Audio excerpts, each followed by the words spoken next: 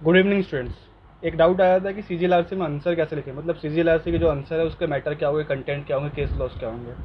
तो ये मैं आप लोग को बताना चाहूँगा कि सीजीएलआरसी के जो मैटर्स है, नेट में कोई अबंडेंस ऑफ रिसोर्स नहीं है कि कोई मैटर आपको सीजीएलआरसी के नाम पे बहुत ईजिली मिल जाएगा। जो भी आपको कंटेंट मिलेगा वो एमपीएलआर से रिलेटेड होगा। तो एग्जाम पॉइंट ऑफ व्यू से मैं यही बताऊँगा कि जो भी सेक्शन अगर क्वेश्चन पूछ रहा है, किसी भी क्वेश्चन में सीजीएलआर से रिलेटेड अगर क्वेश्चन आता है, तो जो उससे रिलेटेड सेक्शन है उसको आप अच्छे से एक्सप्लेन कर दीजिए, उतना मेरे लिए सफिशिएंट है। ठीक है, सब जिस्ट आप समझा दीजिए, एग्जैक्ट वर्डिंग लिखने की जरूरत नहीं है, अगर जिस्ट भी लिखेंगे तो भी चल जाएगा। ठीक है, अब आ जाते हैं अपन पढ़ाई पे। पढ़ाई पे आज अपन देखने वाले सेक्शन 189, क्योंकि कल 188 तक देखे थे, 189 आज जो अपन पढ़ने वाले उनमें बहुत सारे टॉपिक इंटरेस्टिंग है। मतलब सीजीएलआरसी में चीज़ें ज़्यादा इंटरेस्टिंग नहीं है, थोड़ा सा बोरिंग है, बट आज का जो वीडियो होगा उसमें जो कंटेंट रहेंगे वो जो चीज़ें वो कंफ्यूजिंग है बट इंटरेस्टिंग है, पढ़ने में मज़ा आएगा। ठीक है, सबसे पहले देखते हैं सेक्शन 189। 189 क्या बोलता है? 189 बोलता है रिजम्पशन बाय भूमि स्वामी इन सर्टेन केसेस। ठीक है, यहाँ पे दो सेक्शन है जो एक दूसरे से रिलेट करते हैं, 189 और 90। यहाँ पे इन लोग बात करते हैं कैटेगरी 1 की। ठीक है, कैटेगरी 1 कौन से होंगे? वैसे मैंने बताया था जो भी ऑक्यूपेंसी टेनेंट थे वो 5 कैटेगरी के थे पहले। तो फर्स्ट कैटेगरी के जो ऑक्यूपेंसी टेनेंट है उनके अलावा ये सारी चीज़ें सब पे अप्लाई करेंगे। फर्स्ट कैटेगरी में जो भी ऑक्यूपेंसी टेनेंट थे, जो मैंने बताया था 5 रीजन में मध्य प्रदेश डिवाइडेड था, तो वहाँ पे जो पहली कैटेगरी थी, मतलब कि सब क्लॉज 1 और ए और बी अल्फाबेट, सब क्लॉज 1 के अंदर ए और बी, उन पे ये सारी चीज़ें अप्लाई नहीं करेंगे, उनके अलावा छोड़कर सब में अप्लाई करेंगी। ठीक है, क्या क्या है? सेक्शन 185 बताता है रिजम्पशन बाय भूमि स्वामी इन सर्टेन केसेस। ठीक है, तो यहाँ पे क्या होगा, सपोज कर लीजिए किसी पर्टिकुलर पर्सन के पास 25 एकड़ से कम अनइरीगेटेड लैंड है, 25 एकड़ से कम अनइरीगेटेड लैंड है। अनइरीगेटेड मैंने मतलब भी बताया था, ऐसी ज़मीन जिसकी अभी तक सिंचाई नहीं हुई है, इस तरह की चीज़ें, खेती बाड़ी नहीं होती, इसके ये मतलब नहीं है कि उसको अनइरीगेटेड बोले, नॉन एग्रीकल्चर पर्पज बोल सकते हैं उसको। अनइरीगेटेड लैंड जहाँ पे आपकी आप वहाँ पे पानी नहीं दिया गया है, जो भी उस पर्टिकुलर एरिया के हिसाब से उस ज़मीन की जो रिक्वायरमेंट है आपने उसको इरीगेट नहीं किया हुआ है, मतलब इससे पहले कभी खेती बाड़ी नहीं की गई है, पर उसमें खेती बाड़ी हो सकती है। ठीक है, तो अगर आपके पास 25 जो आपकी पर्सनल कल्टीवेशन की ज़मीन है वो 25 से है, ये पावर किसको दी गई है? भूमि स्वामी। एक भूमि स्वामी के पास अगर 25 एकड़ से कम ज़मीन है, ठीक है, खुद के पर्सनल कल्टीवेशन के लिए, ठीक है, तो वो क्या कर सकता है, वो अप्लाई कर सकता है एसडीओ के पास, सब डिविजनल ऑफिसर के पास अप्लाई कर सकता है कि जो भी ज़मीन उसके ऑक्यूपेंट टीनेंट के पास है, ठीक है, जो भी ऑक्यूपेंसी टीनेंट जो मैंने बताया था, जो बेसिकली किराएदार होता है, उनकी ज़मीन भी उसके अंदर आ जाए। किसके अंदर आ जाए? भूमि स्वामी के अंदर आ जाए। ठीक है, बट इसमें अपने को एक चीज़ का ध्यान रखना है कि कभी भी कोई भी ज़मीन 25 एकड़ से बाहर नहीं होनी चाहिए। मतलब कि सपोज कर लीजिए मेरे पास 20 एकड़ ज़मीन थी नॉन इरीगेटेड, और मेरे को तो मैंने क्या करा है, मैंने, और इससे ज़्यादा मैं कितनी ले सकता हूँ? मैं 5 एकड़ और रख सकता हूँ। सीलिंग जो है, मैक्सिमम सीलिंग लिमिट है वो 25 एकड़ की है। तो 20 एकड़ मेरे पास पहले से थे, तो मैं एसडीओ को अप्लाई करा कि ठीक है ये ज़मीन मेरे भूमि मतलब मेरे ऑक्यूपेंसी टेनेंट के पास पड़ी है, मेरे को दे दो। तो एसडीओ क्या करेगा? वो दे देगा। बट यहाँ पे एक चीज़ का ध्यान रखा जाएगा कि सीलिंग लिमिट 25 एकड़ अनइरीगेटेड लैंड की सीलिंग लिमिट पार नहीं होनी चाहिए। ठीक है, यहाँ पे आप कब अप्लाई कर सकते हो? 1 year from coming in force of this act, मतलब 2000 में जब ये एक्ट आया था उसके 1 साल के अंदर आप यहाँ पे अप्लाई कर सकते हो एसडीओ के पास। एसडीओ के पास अपने एप्लीकेशन दे दिया। ठीक है, एप्लीकेशन में 25 एकड़ के अलावा, और अगर मान लीजिए आपके पास अनइरीगेटेड लैंड नहीं, उसके अलावा इरीगेटेड लैंड है या नॉन एग्रीकल्चर लैंड है, तो उस केस में क्या हो जाएगा? 25 एकड़ की जगह 10 एकड़ हो जाएगा सीलिंग लिमिट। ठीक है, 25 एकड़ नॉन इरीगेशनल लैंड पे है और 10 एकड़ इरीगेशनल या फिर कह सकते हो आप नॉन एग्रीकल्चर पर्पज़ के लिए। ठीक है, अब उसके बाद मान लीजिए ऑर्डर पास हो गया, भूमि स्वामी को दे दिया गया कुछ पार्ट एसडीओ ने। ठीक है, तो क्या करेगा भूमि, अब मान लीजिए 25 एकड़ से ज़्यादा ज़मीन आ जाती है भूमि स्वामी के पास, रिजम्पशन हुआ, 7-8 एकड़ की बात करी गई, सपोज कर लीजिए 20 एकड़, मेरा पुराना एग्जाम्पल है, 20 एकड़ की ज़मीन थी, 8 एकड़ की ज़मीन है उसने लिए, तो अब उसके पास ऑप्शन ये है कि वो अब डिसाइड कर सकता है 25 एकड़ कौन से है, तो वो डिमार्केशन वो खुद करेगा भूमि स्वामी, और अगर वो फेल कर जाता है तो ये डिमार्केशन कौन करेगा? एसडीओ खुद कर लेगा। ठीक है, और जितने भी ये ऑर्डर्स पास किए जाएंगे रिजम्पशन से रिलेटेड, ज़मीन के रिजम्पशन से रिलेटेड, ये ऑर्डर कब अप्लाई करना चालू करेंगे? तब आपका एसडीओ क्या करेगा? अगले एग्रीकल्चर ईयर से करेगा। मतलब इस एग्रीकल्चर से, मतलब फॉर एग्जांपल अगर आज पास हो रहा है तो आज के एग्रीकल्चर ईयर से नहीं होगा, अगले एग्रीकल्चर ईयर से होगा। सेम इनकम टैक्स की तरह होता है कि कोई भी चीज़ होती है जो अगले सेशन से चालू होते हैं, सेम सेशन चालू नहीं होती। ठीक है, अब 190 की बात करते हैं। 190 कन्फरल ऑफ भूमि rights on occupancy tenant. Conferral of भूमि राइट ऑन ऑक्यूपेंसी टेनेंट, नाम से ही सेक्शन में समझ में आ रहा है कि ऑक्यूपेंसी टेनेंट के पास कुछ ऐसे राइट है जो कन्फर हो रहे हैं। कौन से राइट कन्फर हो रहे हैं? भूमि स्वामी के, ऑक्यूपेंसी टेनेंट के पास खुद के पास भी कुछ राइट होता है, बट उसके पास किसका राइट कन्फर, मतलब उसके ऊपर किसका राइट कन्फर हो रहा है, भूमि स्वामी के। ऐसे क्योंकि अपने ऊपर तो ऑक्यूपेंसी टेनेंट एक लिमिटेड पर्सन होता है, उसके पास लिमिटेड राइट होते हैं, बट 190 के परव्यू से क्या होगा, उसके ऊपर ऐसे राइट भी क्रिएट हो रहे हैं जो भूमि स्वामी के अंदर आते थे। तो ये कब होगा, तो इसका जो सीधा संबंध है उसका सेक्शन 189 से है। तो अगर आप देखा जाए तो 189 और सेक्शन 190 4 नंबर का एक सेपरेट क्वेश्चन बन सकता है, क्योंकि 189 में मान लीजिए किसी भूमि स्वामी ने 1 साल तक अप्लाई नहीं किया तो क्या होगा, ये क्या होगा का जवाब कहाँ मिल रहा है अपने को, सेक्शन 190 में। तो 190 में ये सेम चीज़ बताई जा रही है कि मान लीजिए अगर किसी ने 1 साल तक अप्लाई नहीं करा है तो क्या होगा। सिंपल चीज़ है, वो ज़मीन अब किसको कन्फर कर दी जाएगी, वो जितने भी राइट्स है वो राइट्स कहाँ पे चले जाएंगे, वो राइट भूमि स्वामी के जगह टेन्योर होल्ड मतलब कि ऑक्यूपेंसी टेनेंट के पास चले जाएंगे। ठीक है, अब वन सेक्शन देख लेते हैं बेसिकली कहना क्या चाहता है। तो सेक्शन भी सेम चीज़ कर रहा है कि अगर मान लीजिए एप्लीकेशन नहीं दी गई है, किसी भूमि स्वामी ने अगर एप्लीकेशन नहीं दी है, ठीक है, तो भूमि स्वामी ने एप्लीकेशन नहीं दी गई है तो वहाँ पे होगा ये कि जो वहाँ पे ऑक्यूपेंसी टेनेंट है उसके पास ये ज़मीन वेस्ट कर दी जाएगी। ठीक है, ज़मीन वेस्ट के साथ साथ कुछ राइट्स आएंगे, जैसे कि अब जो लैंड रेवेन्यू पे करना पड़ेगा वो किसको पे करना पड़ेगा, ऑक्यूपेंसी टेनेंट को, क्योंकि राइट किसके ऊपर वेस्ट कर गया, पूरी ज़मीन की ज़मीन किसके ऊपर वेस्ट कर गई है। बट आप लोग का ये सवाल होगा कि सर अगर ज़मीन वेस्ट कर जाएगी, भूमि स्वामी की ज़मीन अगर ऑक्यूपेंसी टेनेंट के पास अगर वेस्ट कर जाएगी तो ये अनफेयर नहीं लग रहा भूमि स्वामी के लिए, अनफेयर नहीं है। जितने भी वो ज़मीन की वैल्यू होगी उससे कंपनसेशन भूमि ऑक्यूपेंसी टेनेंट को किसको देना पड़ेगा, भूमि स्वामी को। फॉर एग्जांपल मेरी ज़मीन 1 लाख रुपए की है, तो आप क्या करोगे, आप मेरे को बदले में कंपनसेशन में 1 लाख रुपए दे दोगे। अब ये कंपनसेशन कैसे कैलकुलेट किया जाएगा, सिंपल चीज़ है, ये कंपनसेशन आपको किस हिसाब से आपको कैलकुलेट करना पड़ेगा, आप कंपनसेशन 15 टाइम्स लैंड रेवेन्यू को कैलकुलेट करोगे, मतलब कि उस ज़मीन का जो लैंड रेवेन्यू होगा उसका 15 टाइम्स। अगर किसी ज़मीन का 1 लाख रुपए लैंड रेवेन्यू तो उसका 15 टाइम्स, मतलब कि 15 लाख। ठीक है, अब आप ये सोचेंगे 15 टाइम्स लैंड रेवेन्यू 15 लाख जैसी बड़ी रकम है, एक ऑक्यूपेंसी रेट कैसे चुकाएगा। तो इस एक्ट में प्रावधान ये है कि वो उसको इंस्टॉलमेंट में चुका सकता है, तो 5 इंस्टॉलमेंट में वो चुका सकता है, ये पूरे साल हर साल एक एक इंस्टॉलमेंट चुकाता रहेगा। ठीक है, तो यहाँ पे एकदम सिंपल सा फंडा ये है कि 15 टाइम्स ये है कि मतलब कि कंपनसेशन अमाउंट क्या होगा 15 टाइम्स। ये 2 नंबर का क्वेश्चन बन सकता है कि कितना टाइम्स होगा कंपनसेशन अमाउंट, तो 15 टाइम्स द लैंड रेवेन्यू। दूसरा कितने इंस्टॉलमेंट हो सकता है, ये भी 2 नंबर के लिए अलग से क्वेश्चन पूछ सकता है, तो 5 इंस्टॉलमेंट में। जिस भी साल की लैंड रेवेन्यू अगर आप सस्पेंड कर देते हैं या रेमिट कर देते हैं, कौन, स्टेट गवर्नमेंट, तो उस साल में आपको क्या करना पड़ेगा, उस साल में आपको वो इंस्टॉलमेंट नहीं देना पड़ेगा। फॉर एग्जांपल 2 साल मैंने इंस्टॉलमेंट दिया अपना, और तीसरे साल स्टेट गवर्नमेंट ने बोला कि इस साल लैंड रेवेन्यू नहीं देना ड्यू टू फसल खराब हो गई या कोई महामारी आ गई, तो इस साल लैंड रेवेन्यू पे नहीं करना पड़ेगा। इस साल क्या होगा, अपन को क्या करना पड़ेगा, इस साल अपन वो जो इंस्टॉलमेंट पे करना था वो भी इंस्टॉलमेंट पे नहीं करना पड़ेगा। ठीक है, अब आ जाता है सीधे, अब मान लीजिए ये लमसम का अमाउंट है, अपन लोन लेते हैं, ईएमआई पटाते हैं, अपने को पता है सब लोग ईएमआई पटाते हैं। ठीक है, तो कभी कभी क्या करते हैं अपन, वो उसका डेजिग्नेटेड अमाउंट होता है कि 5000 रुपीज़ पर मंथ कटते रहेगा, अपन लमसम अमाउंट पटा सकते हैं, जवाब है हाँ। यहाँ पे भी सेम है, अगर चाहे तो आप लमसम अमाउंट आप पटा सकते हो, और इन केस अगर आप लमसम अमाउंट पटा भी रहे हो तो आपको एक बेनिफिट दिया जा रहा है। क्या बेनिफिट दिया जा रहा है, 10% का रिबेट किया जा रहा है। तो सपोज कर लीजिए 15 लाख है, नहीं एग्जाम्पल समझाने के लिए मैं 10 लाख लोगों कि 10 का हिस्सा आप 2-2 लाख का 5 इंस्टॉलमेंट होगा, मैंने सारे के सारे इंस्टॉलमेंट एक साथ पटा दिए, तो मेरे को क्या मिलेगा 10% का रिबेट, तो 10 लाख का 10% क्या होगा 1 लाख, तो अब मेरे को कितने देने पड़ेंगे 9 लाख, तो इसमें फ़ायदा हो गया, 10% का रिबेट हो गया, आपको 1 लाख रुपये कम पे करना पड़ा। ठीक है, और मान लीजिए कोई अगर ऑर्डर अगर सपोज कर लीजिए जैसे ईएमआई होता है, ईएमआई का भी कोई डिफ़ॉल्ट तो करता ही है, तो क्या अगर किसी ने ये डिफ़ॉल्ट किया है तो क्या होगा उसके खिलाफ, तो ये अमाउंट कैसे वसूल किया जा सकता है, एज अ लैंड एरियर, मतलब कि लैंड एरिया की तरह वसूला जा सकता है, और लैंड एरिया का प्रोसीजर आपको पता है, ज़मीन पे टच की जा सकती है। ठीक है, अब वन आ जाता है 191 में, जो बताता है रेस्टोरेशन ऑफ ऑक्यूपेंसी टेनेंट। किसी केस में ऑक्यूपेंसी टेनेंट को रिस्टोर करने की बात करी जा रही है कि किसी केस में अगर उनको हटा दिया जाता है तो उसको कैसे रिस्टोर किया जाएगा। ठीक है, अब वन इसको देख लेते हैं 191 कहता क्या। अब ये सेक्शन जो आपका 191 ये बेसिकली ये बताता है कि अगर मान लीजिए किसी भी भूमि स्वामी को सेक्शन 189 के अंदर कोई ज़मीन मिली है ऑक्यूपेंसी टेनेंट से, तो क्या ऑक्यूपेंसी टेनेंट वो ज़मीन वापस क्लेम कर सकता है, एक ही तरीके से कर जा सकता है।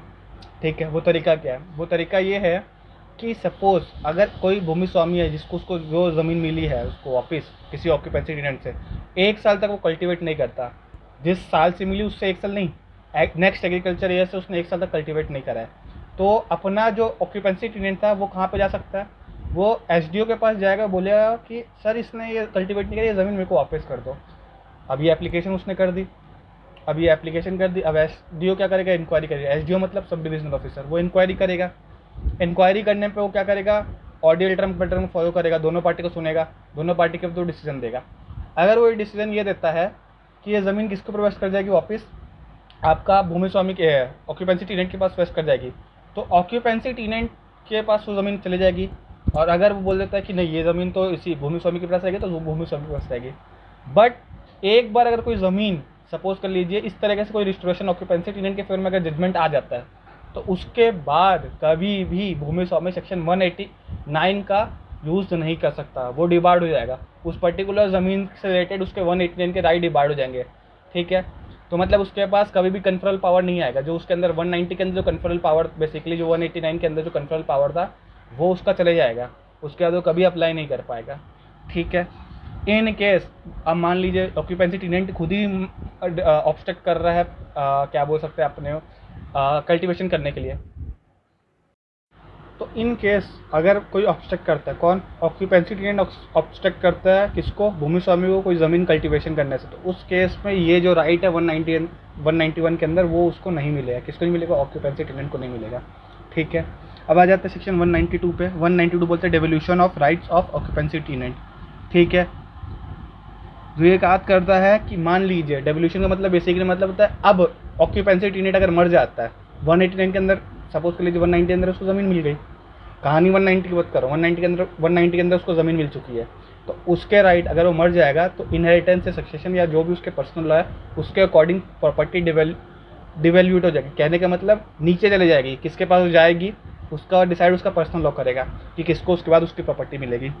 टर्मिनेशन ऑफ टेनेंसी की बात कर रहा है सेक्शन 193, टर्मिनेशन की बात कर रहा है, ठीक है।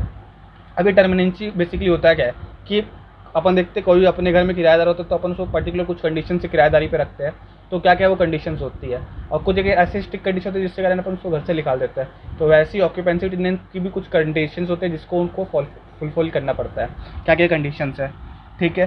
पहली चीज़, रेंट नहीं पटाया है, ठीक है, ऑब्वियस चीज़ है, कोई भी अगर आपका घर का किराया नहीं पटाएगा तो आप निकालोगे ही ना, या फिर रखोगे, ठीक है। दूसरी चीज़, प्रॉपर्टी को डिस्ट्रिक्ट कर दिया है, आपकी प्रॉपर्टी को डिस्ट्रिक्ट कर दिया है, नुकसान पहुंचा रहा है, डिस्ट्रक्ट कर रहा है, नुकसान पहुंचा रहा है। तीसरी चीज़, एग्रीकल्चर के अलावा किसी और पर्पस के लिए यूज़ कर रहा है। चौथी चीज़, उसने प्रॉपर्टी का जो है 191 के अंदर जो इंटरेस्ट है, 191 अपन देखेंगे क्या है, 191 के अंदर जो इंटरेस्ट है उसको कंट्रोवेंशन किया है। सब क्लॉज 2 और सब क्लॉज 3 जो है बेसिकली लिमिटेशन है पावर ए और बी के लिए। सब क्लॉज 2 में जो लिखा हुआ है कि अगर लैंड रेवेन्यू उसने पे नहीं करा है तो आप डायरेक्टली उसको नहीं निकालोगे, आपको नोटिस देना पड़ेगा। और नोटिस आप किसको दोगे, एसडीओ के पास जाओगे, एसडीओ को बोलोगे कि भैया इसने पेमेंट नहीं करा, उसका एसडीओ वो प्रोसीडिंग करवाएगा, उसके बाद ही आप निकाल सकते हो। और बी क्लॉज में क्या होगा, आपको 6 महीने का नोटिस देना पड़ेगा कि उस पर्टिकुलर पर्सन को, एसडीओ के पास तो जाओगे बट आपको 6 महीने का नोटिस देना पड़ेगा, प्रायर नोटिस निकालने से पहले, कि ये आपने नुकसान किया मेरे प्रॉपर्टी का, इसका आप मेरे को कंपनसेशन दे दो, ठीक है। अगर 6 महीने बाद तक वो कंपनसेशन नहीं देता तब आप उसको निकाल सकते हो। अब उसका जाते हैं अपन 194 provision applicable to occupancy whose tenancy is terminated, जिसकी टेनेंसी अगर टर्मिनेट हो गई तो क्या होगा। बेसिकली यहाँ पे कुछ पैसों की बात की जा रही है, जो 195 का जो लिस्ट है। देखिए यहाँ पे भी अब मैं कह सकता हूँ कि टर्मिनेशन से रिलेटेड भी क्लब्ड क्वेश्चन आ सकते हैं। क्लब्ड क्वेश्चन कैसे, पहले बता दें टर्मिनेशन किस ग्राउंड पे होगी, ये एक क्वेश्चन बन गया। साथ में दूसरा क्वेश्चन क्या बन जाएगा, टर्मिनेशन होने के बाद ऑक्यूपेंसी टेनेंट के बाद क्या क्या राइट रहता है, ये सेक्शन कौन से बता रहा है, 194 में बता रहा है, तो ये भी एक 4 नंबर का क्वेश्चन बन सकता है, ठीक है। इसमें बेसिकली 2 चीज़ें हैं। 194 में ये बता रहा है कि क्या क्या आपको मिल सकता है ऑक्यूपेंसी टेनेंट को। तो ऑक्यूपेंसी टेनेंट को एक तो जो भी उसने इंप्रूवमेंट करी टर्मिनेशन से पहले उसका पैसा मिल जाएगा। जो भी उसने उस खेती मतलब फॉर एग्जांपल अगर क्रॉप को उसने 100 कर दिया, क्रॉप उग चुके हैं, तो भूमि स्वामी को या तो क्रॉप कलेक्ट करने की परमिशन देनी पड़ेगी, या क्रॉप जितने भी पैसे निकलते क्रॉप बेच के वो पैसे देने पड़ते हैं, ठीक है। दूसरी चीज़, मान लीजिए क्रॉप उगाई तो नहीं है पर खेती वो ज़मीन को है उसको खुद 100 कर चुका है, ज़मीन अब बस मिट्टी उसमें बीज डालने वाला है, तो उस केस में क्या करेगा, ये 100 करने की जो पैसे लगे, मतलब जो भी मेहनत मजदूरी लगी वो पैसे उसको पे कर देगा, ठीक है।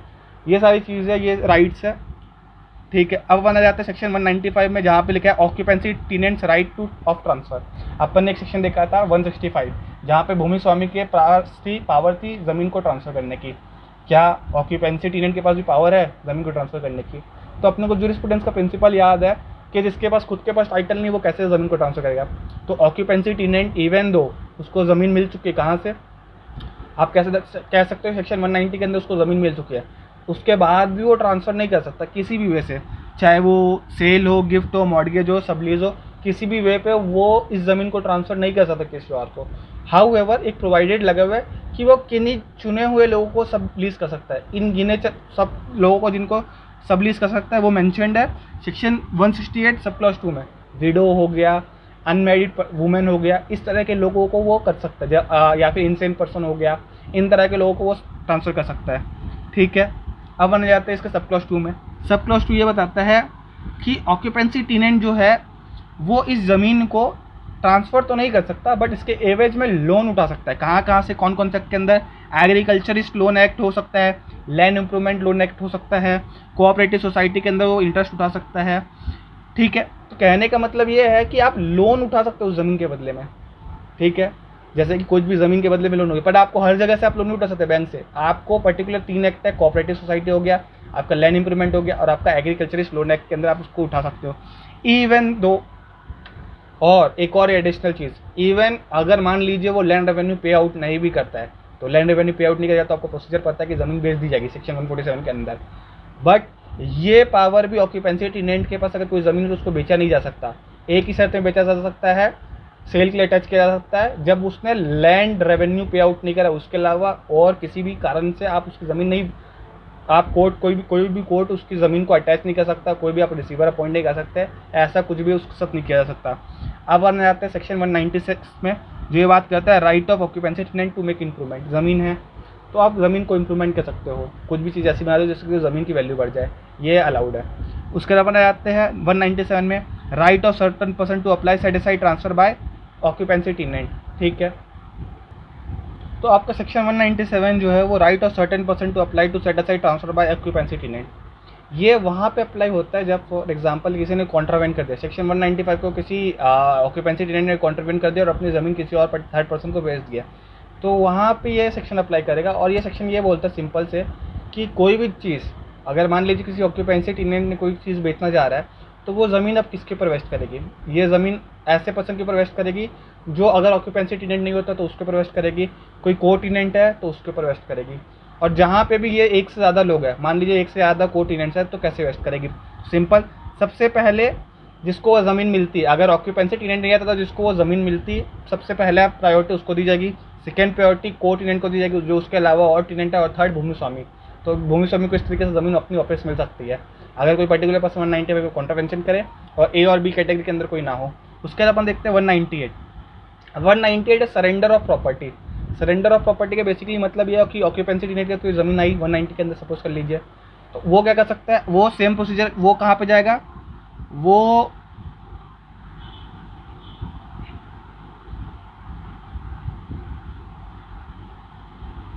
वो क्या करेगा, 30 डेज एग्रीकल्चर, जो नेक्स्ट एग्रीकल्चर ईयर है उससे 30 डेज चालू होने से पहले वो ये सारी ज़मीन सरेंडर कर देगा, किसके फेवर में, भूमि स्वामी के फेवर में कर देगा।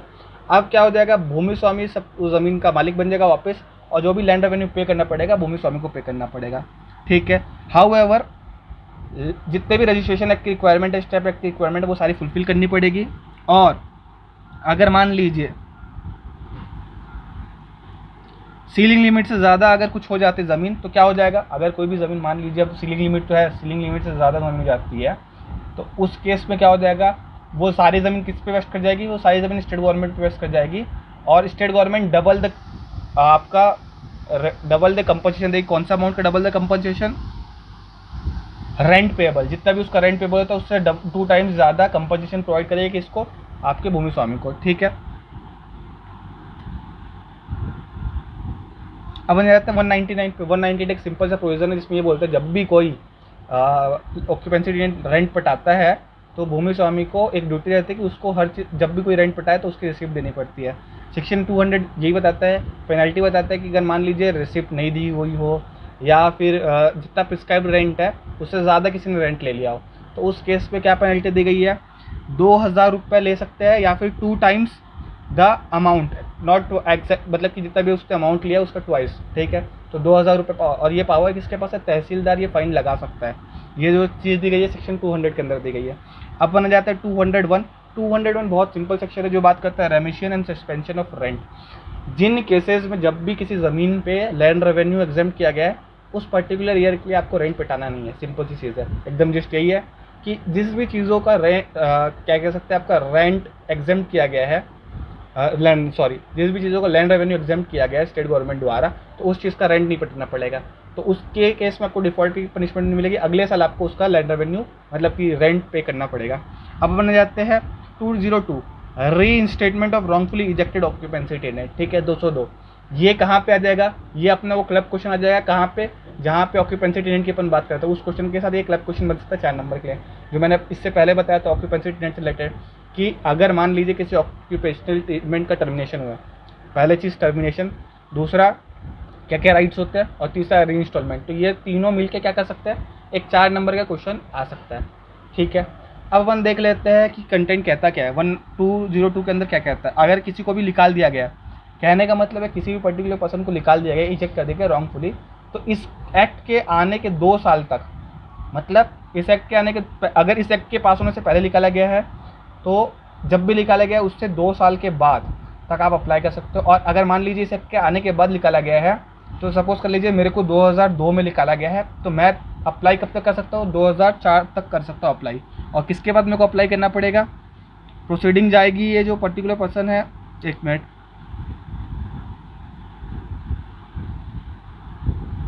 तहसीलदार।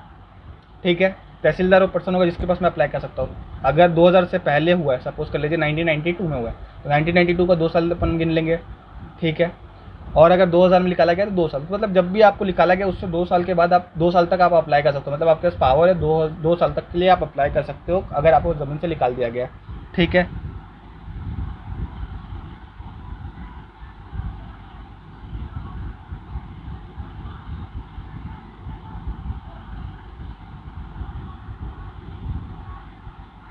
ठीक है, तो ज़मीन से निकाल दिया गया है, कौन से ग्राउंड के अलावा? जो टर्मिनेशन की ग्राउंड से उसके अलावा अगर किसी को निकाल दिया गया है, तो क्या होगा, यहाँ पे तहसीलदार एक इंक्वायरी करेगा, दोनों पार्टी को बुलाएगा, सुनेगा कि क्या है क्या नहीं है।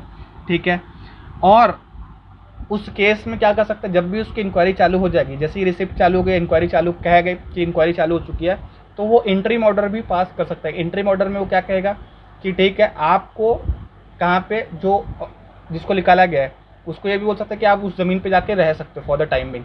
ठीक है, इस इंटरिम ऑर्डर को आप चैलेंज नहीं कर सकते, इस ऑर्डर पे रहते रहेगा वो पर्टिकुलर पर्सन। ठीक है, पर ये जो इंटरिम ऑर्डर की जो ये पावर है कि वो पर्टिकुलर पर्सन वापस रजिस्टर्ड हो जाएगा, एक ही कंडीशन में होगा, एप्लीकेशन से 6 महीने पहले, जिस भी दिन एप्लीकेशन डाली गई है उससे 6 महीने पहले अगर उसको निकाला गया, तब तक 6 महीने तक अगर निकाला गया तभी ये अप्लाई मिलेगा। सपोज कर लीजिए मेरे को किसी मेरे भूमि स्वामी ने 2004 में निकाल दिया और मैं एप्लीकेशन फाइल कर रहा हूँ 2005 में, तो मेरे को ये रेमेडी अवेलेबल नहीं मिलेगी। बट अगर 2004 में मेरे को निकाला गया, सपोज कर लीजिए अप्रैल में निकाला गया, तो अप्रैल के बाद मैंने जून में ही अप्लाई कर दिया, विदिन 6 मंथ हो गया, तो मेरे को ये रेमेडी अवेलेबल होगी कि मेरे को वहाँ पे उस ज़मीन पर वापस इंस्टॉल कर दिया जाएगा। डिजिटल इंटरिमली, परमानेंटली नहीं बोला, परमानेंटली तो वो इंक्वायरी पास करेगा उसके बाद करेगा। ठीक है, सब कुछ सुन लेगा, सब कुछ सुनने के बाद वो क्या कर देगा, रीइंस्टॉल कर देगा। ठीक है, अगर सही लगता है तो रीइंस्टॉल कर देगा, गलत लगता है तो नहीं करेगा। ठीक है, अब मान लीजिए कोई पर्टिकुलर पर्सन है, जैसे मान लीजिए कि भूमि स्वामी था, क्या करता है वो, जो अपने ऑक्यूपेंसी टेनेंट को, उसको ऑर्डर पास होने के बाद भी मान लीजिए कि इंटरिम ऑर्डर पास हुआ है कि आप जाओ उस समय ज़मीन पे रह लो, और भूमि स्वामी क्या करता है उस इंटरिम ऑर्डर के अगेंस्ट में कुछ काम करता है, तो तहसीलदार क्या करेगा, उससे बॉन्ड भरवा लेगा, और जब भी ये होगा तो बॉन्ड का रकम क्या करवा लेगा, जब्त कर लेगा, और उसको एज अ लैंड एरियर वसूलेगा। ठीक है, और जो भी इसके एक्शन के अंदर कंपनसेशन होगा, कंपनसेशन जो भी होगा, जैसे क्योंकि आप रजिस्टॉलमेंट जब करो, कंपनसेशन जो भी देना होगा वो लैंड एरियर के रूप में आप वसूल सकते हो तहसीलदार द्वारा। ठीक है, और इवन किसी को एप्लीकेशन फाइल करने की ज़रूरत नहीं है, तहसीलदार के पास एक सुयो मोटो भी ले सकता है प्रोसीडिंग, मतलब कि ज़रूरी नहीं है कि आपको हमेशा किसी का इंतज़ार करना पड़ेगा कोई एप्लीकेशन फाइल करेगा, तहसीलदार सुयो मोटो भी एप्लीकेशन ले सकता है। ठीक है, ये आज का जो पढ़ाई का टॉपिक था आज यहीं पे ख़त्म होता है। ठीक है, दूसरी चीज़, अब से जो थंबनेल मैं यूज़ करने वाला हूँ, आप लोग बीकॉम एलएलबी के बच्चे नीतीश, ठीक है, उन्होंने ये थंबनेल बनाया, तो वो जो थंबनेल है काफ़ी अच्छा है, तो अब मैं उस थंबनेल को यूज़ करूँगा। मेरे को पहले पता नहीं था कि थंबनेल कैसे डाला जाता है, अब मेरे को थोड़ा सा आइडिया होगा कैसे डाला जाता है, तो अब नीतीश के बनाया हुआ थंबनेल में डालूंगा। तो आज की क्लास खत्म होती है, थैंक यू।